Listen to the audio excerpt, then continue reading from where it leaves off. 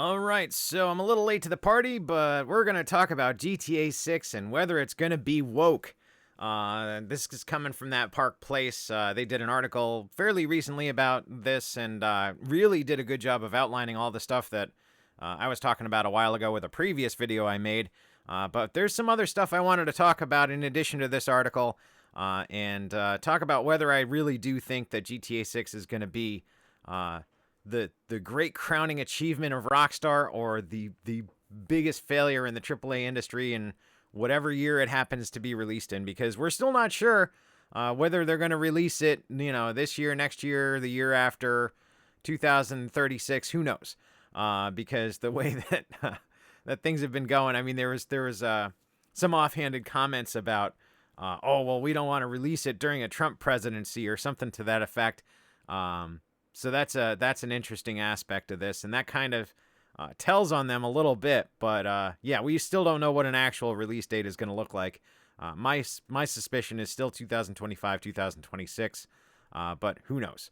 Anyway, let's just jump into it and let's just talk about this a little bit. Like I said, this comes from that Park Place.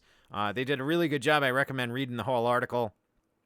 There's some really good stuff going on in this article, and they outlined some really good points. For example, like this shift in protagonists. When it was revealed that the main character is going to be a man and a woman, people were like, "Oh, it's going to be woke because there's a chick in it," and that's not really a fair comparison. And in fact, they went back to this statement here that Dan Houser made. I can't see where it is, but he had said to the effect of, back in 2011, like, if the story calls for it, we're gonna put a female lead in a GTA game, if that's an appropriate thing. And he had actually started working on a treatment for like a Bonnie and Clyde type situation, and he started kind of developing that at Rockstar, and that's what ended up becoming the foundation for what GTA 6 is now. The other aspect of that is, Dan Houser left in 2020. So he had worked on this, but since 2020, so we're talking 4 years of development after this had been kind of fleshed out, they're completely, left to their own devices, because who knows what happened with those two characters since then.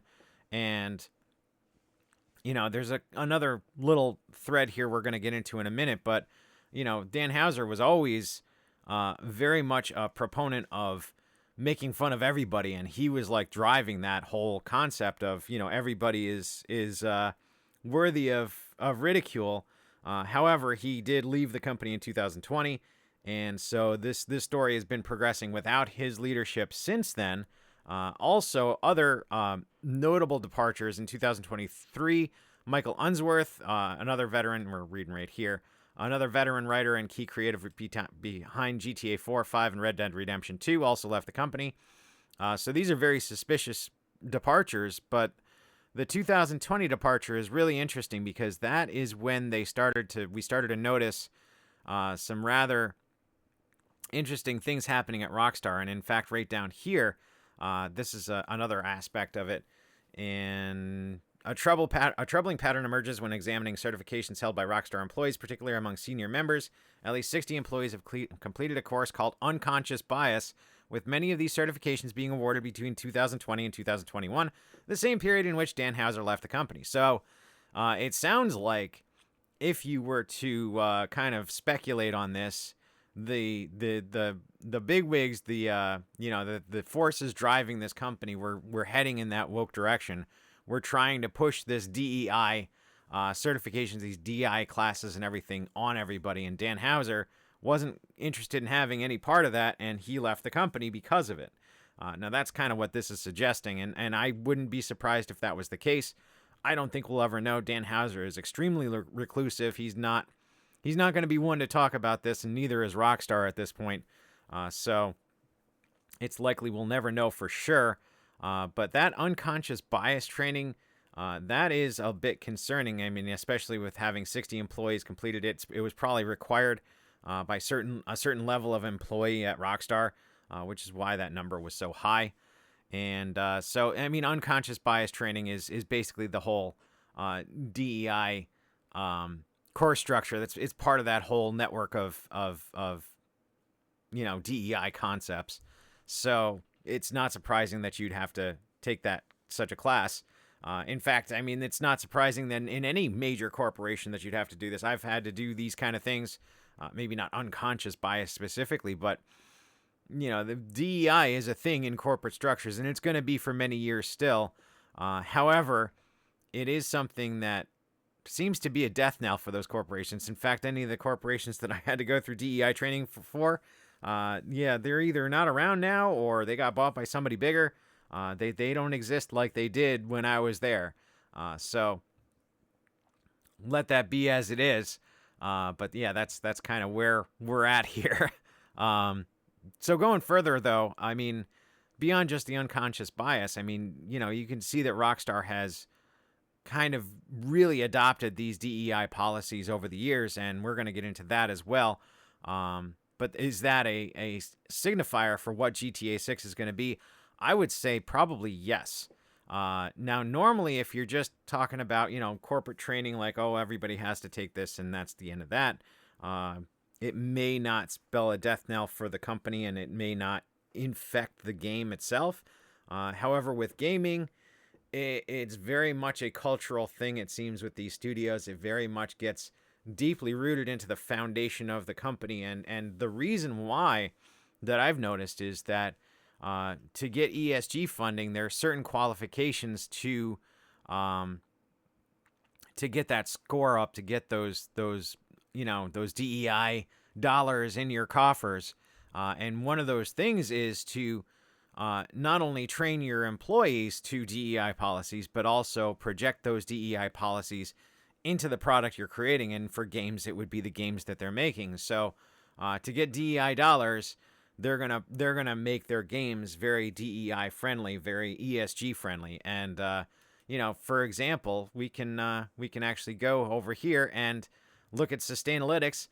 15.9, low risk, Take-Two Interactive Software, the parent company of Rockstar. So you can see that those ESG dollars have been rolling in for Take-Two because they have worked on this, and this is specifically something that they've been focused on, as opposed to making fun games.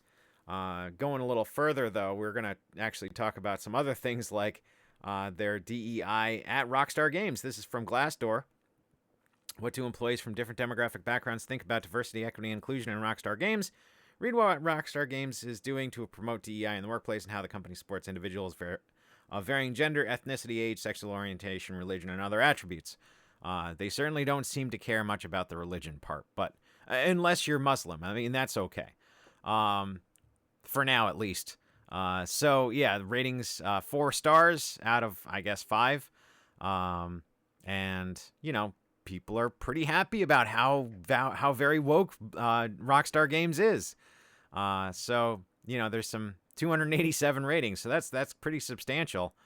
Yeah, it's interesting to see these kind of things kind of evolve, and this is something that probably took a lot of effort to get there too. So, it's just an aspect of this company now that they're going to be very culturally focused around DEI policies, around that diversity agenda. And another place here, comparably, diverse employees at Rockstar Games score the company 76 out of 100 across various cultural categories, placing Rockstar Games in the top 25% of companies, on comparably with 501 to 1,000 employees for Comparably's diversity score. So again, a high diversity score. So, I mean, this is a thing. I mean, it's clearly an aspect of Rockstar Games, and it has been apparently since 2020, maybe even sooner. But we know it as at least 2020. So, likely what happened with GTA 6, in my estimation, is that it was going to be a true Bonnie and Clyde story. It was going to be very much in the realm of GTA 5 story. And since 2020, that has been changing dramatically. I think that since 2020, the story has been changed. The aspects of this game have been changed. And it's probably not going to be the kind of game that Dan Houser would have wanted to make, which means it's probably not the kind of game that you're going to want to play. That's my estimation. That's my prediction. It hasn't changed since the last video I made on this, but like I said, there was some new information in this article. There's some new information out there, like the Sustainalytics stuff and the Glassdoor stuff. But it's pretty clear that they're taking a very serious approach to DEI. And also the other aspect of this that I wanted to talk about is simply the fact that this thing has been in development for 12 years. Now, what do we know about games that have been, coming out over the past 5 years that have been in development for the previous 5 years or more since then? Is they're all pretty much woke trash. A lot of these AAA titles that have been in development since GTA 6 has been being worked on, they're coming out and they're just horrific. They're ugly. They're not fun. There's no good gameplay loops. They've made them so watered down that they seem like a walking simulator in aspects of them. I mean, they're so super easy because they want to be accessible to even the dumbest of players, especially even like game journalists can play these games. But yeah, I mean, they're too easy, they're too boring, and they're basically just, a bunch of cutscenes and some walking around with some light gameplay elements mixed in various places if you can find them. So I mean, if all of the AAA games that have come out in the past year or two are an indicator of what GTA 6 is going to be, yeah, it's going to be more of the same, and especially since it's been in development for 12 years.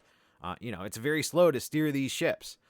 These are big, top-heavy organizations. They are very ingrained in their methodologies, and they're not going to change overnight, especially when they've had a game in development for this long, and especially once that that DEI has infected their development staff, their game developers. It's hard to get rid of that. I mean, it's something where I think that's why we're seeing a lot of these studios close. Where we're seeing all these massive layoffs is because they're trying to, cut out the rot, as it were, to try and save the rest of the organization. Or in some cases, they're just, taking the horse out behind the woodshed and doing what has to be done. And I wouldn't be surprised if we're going to see more of the same in Rockstar after GTA 6 comes out. Now, I could be wrong, and it could be that the story doesn't matter as much, and they're going to focus on that GTA Online aspect, and maybe they could save it that way. Maybe they could save it by saying, all right, well, our story is trash, but the game mechanics are basically GTA 5 with upgraded graphics and upgraded mechanics and multiplayer. So, new GTA Online, GTA 6 Online, is going to be effectively more of the same, and it'll print money that way, and it'll be just this massive online aspect and a live service game, just like a lot of the other ones. Now, I don't know how well that would go over. Certainly, they would be able to capture their existing market because they can just phase out GTA 5 Online and phase in GTA 6 Online, so that people have to move over, just like Overwatch 2 kind of did, but then that's an interesting example considering how many people play Overwatch 2. So I don't know. It's going to be interesting to see what they do with that, because if they are of a mind to cut out the rot quickly and fix their problem and get GTA Online to a state where people can play it, will it be enough to save the game? Will it be enough to save the studio? I don't know. And we're talking about a massively huge studio. A lot of people think, oh, too big to fail. But you couple a massive studio that's supposedly too big to fail with the largest, like, bar none gaming project that has ever been attempted, then it's not too big to fail. Not with that amount of cash on the line. Not without that amount of development under the hood. That amount of time spent on this game, this is a massive gamble, really. A massive studio making a much more massive gamble that could take them out.